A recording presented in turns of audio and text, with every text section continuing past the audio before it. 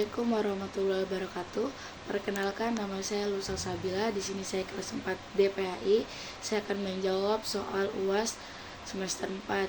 Yang pertama yaitu analisis penerapan prinsip demokratis dalam PAI di sekolah umum. Demokratisasi pendidikan mengacu pada prinsip kesetaraan akses, partisipasi aktif, dan kebebasan pendapat dalam proses pembelajaran. Dalam konteks PAI sendiri, prinsip ini dapat diterapkan dengan kesetaraan perlakuan peserta didik. Guru PAI juga harus memperlakukan semua siswa, apapun latar belakang agamanya, dengan adil dan terbuka. Selanjutnya, dialogis dan partisipatif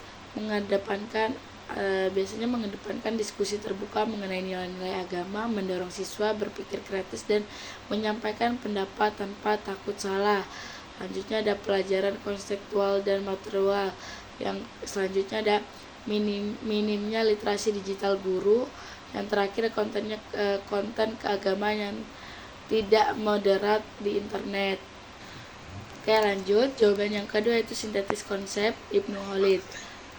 Menekankan bahwa pendidikan harus bertahap, berbasis akal, dan mengarahkan pada adab, etika, dan moral. Sementara kurikulum Merdeka menekankan pembelajaran berdiferensiasi, pengaturan karakter, dan kemandirian belajar. Sistematisnya, tahap kognitif bertahap, diferensinya belajar, pengembangan akal, literasi kritis, dan host, penanaman adab, profil pembelajaran Pancasila aplikasi di SMP, DRPP singkat. Tema kejujuran dalam Islam. Tujuan siswa mampu memahami nilai kejujuran dan menerapkan dalam kehidupan sehari-hari. Langkah pembelajaran awal, refleksi nilai kejujuran melalui kisah Nabi Muhammad. Inti diskusi kelompok tentang khusus kejujuran di lingkungan sekolah. Selanjutnya jawaban yang ketiga yaitu evaluasi relevansi pandangan Kiai Haji Ahmad Dahlan. Kiai Haji Ahmad Dahlan menekankan pentingnya mengintegrasikan ilmu agama dan ilmu pengetahuan umum untuk membentuk insan yang berakhlak, kritis, dan produktif. Dalam konteks dekadensi moral pembelajaran saat ini, seperti meningkatkannya perilaku menyimpang dan penyalahgunaan teknologi, pandangan ini sangat relevan karena ilmu agama membentuk karakter dan akhlak dan adab. Ilmu sains dan teknologi membentuk keterampilan abad 21. Integrasi keduanya membentuk pembelajaran yang bermoral tinggi dan cakap teknologi. Agama tanpa ilmu akan lumpuh dan ilmu tanpa agama akan buta. Kiai Haji Ahmad Dahlan. Tujuannya siswa memahami konsep amanah menurut Al-Quran dan mampu mengaplikasikannya dalam penggunaan media sosial secara bijak. Langkah pembelajarannya ada eksplorasi, analisis, ada kreasi, ada refleksi, ada penilaian. Jawaban yang keempat yaitu analisis pemikiran Kiai Haji Ahmad Hasyim Asy'ari. Kiai Haji Ahmad Hasyim Asy'ari dalam Abdul Alim wal Muta'alim menegaskan bahwa pendidikan harus berlandaskan akhlak mulia, terutama tawadhu atau rendah hati.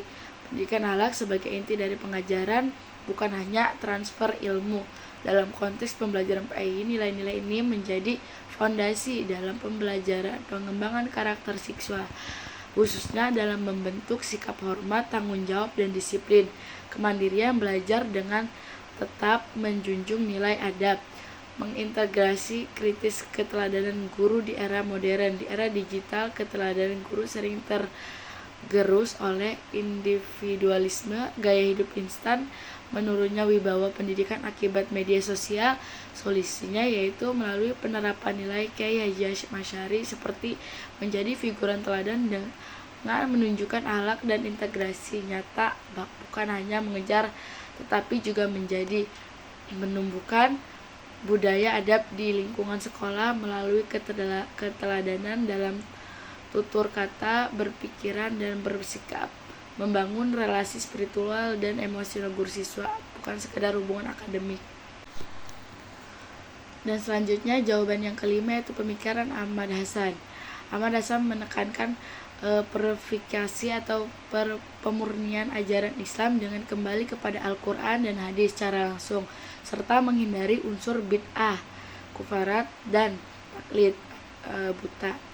Dalam konteks pendidikan, beliau mengedepankan rasionalitas dalam memahami dalil dan menolak dogmatisme tanpa dasar nas. Konteks kurikulum PAI saat ini, kurikulum PAI modern terutama dalam kurikulum merdeka mendorong pemahaman konteks terhadap ajaran Islam, mendorong beragama dan integritas nilai-nilai Al-Qur'ani dengan kehidupan sehari-hari di iptek. Konvertisme atau reformisme pemikiran Ahmad Hasan lebih bernuansa reformisme karena mengajak umat berpikir kritis terhadap praktik keagamaan, mendorong integritas langsung terhadap nas yang menuntut literasi digital tinggi, mendorong pembaruan melalui pendidikan rasional dan berbasis sumber primer, bukan konvensional. Karena meski ingin pemurnian ajaran, ia tidak sekedar memperhatikan tradisi tetapi mengoreksi dengan pendekatan ilmiah dan rasional. Jawaban yang nomor 5 yaitu sintesis hubungan kegiatannya. Ontologi menjawab apa hakikat realitas dan manusia menurut Islam, yakni makhluk ciptaan Allah yang bertugas sebagai khalifah dan hambanya. Quran Surat Al-Baqarah ayat 30. Epistemologi menjelaskan bagaimana memperoleh pengetahuan dalam Islam melalui wahyu, akal, dan pengalaman.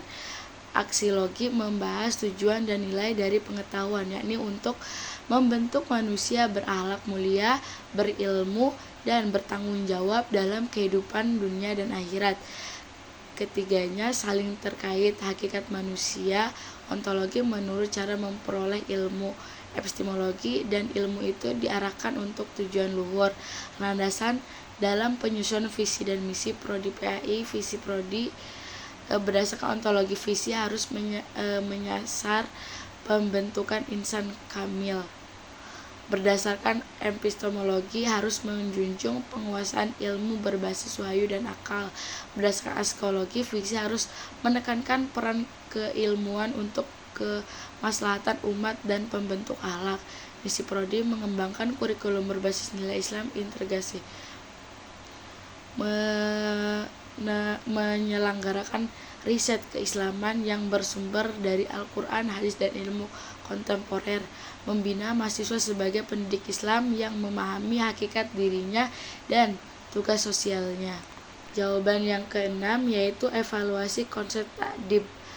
Syekh Muhammad Naqib Al-Atas menyatakan bahwa inti pendidikan Islam adalah ta'dib, yaitu proses penanaman adab atau etika moral dalam pengetahuan yang terintegrasi. Pendidikan bukan sekedar transfer ilmu atau pembinaan karakter, melainkan membentuk manusia beradab secara utuh, baik intelektual maupun spiritual. Sebaiknya tujuan pendidikan nasional Indonesia menekankan pembentukan manusia yang beriman, bertakwa, cerdas, dan bertanggung jawab. Meskipun luas dan inklusif, pendekatan nasional lebih fokus pada kompetensi dan kepribadian, namun belum menggerumuskan secara eksplisit dimensi adab sebagai integrasi ilmu dan nilai spiritual seperti dalam konsep ta'dib.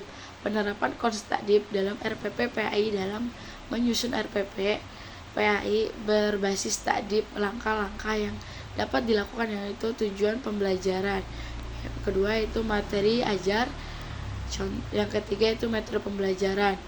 Oke, jawaban yang nomor 7 itu konsep dasar Ismail Raji Al-Faruqi menekankan pentingnya islamisasi ilmu pengetahuan, yaitu mengintegrasi nilai-nilai Islam ke dalam seluruh disiplin ilmu agar ilmu menjadi sarana untuk membentuk manusia beradab dan taat kepada Allah. Mode pembelajaran interpretasi ini yang pertama tema keadilan sosial dalam Islam dan realitas sosial ekonomi masyarakat. Mata pembelajaran terpadu PAI plus sosiologi atau ekonomi. Langkah-langkah pembelajaran fase eksplorasi nilai PAI, siswa mempelajari konsep keadilan dan Islam dalam Islam dari Al-Quran. Diskusi tentang ajaran Islam mengenai kejujuran, zakat, dan kesejahteraan sosial. Fase analisis ekonomi, siswa menganalisis masalah ketimpangan sosial dan ekonomi di masyarakat menggunakan data dan pembelajaran sosial dan ekonomi. Contohnya, kampanye zakat dan infak sebagai solusi.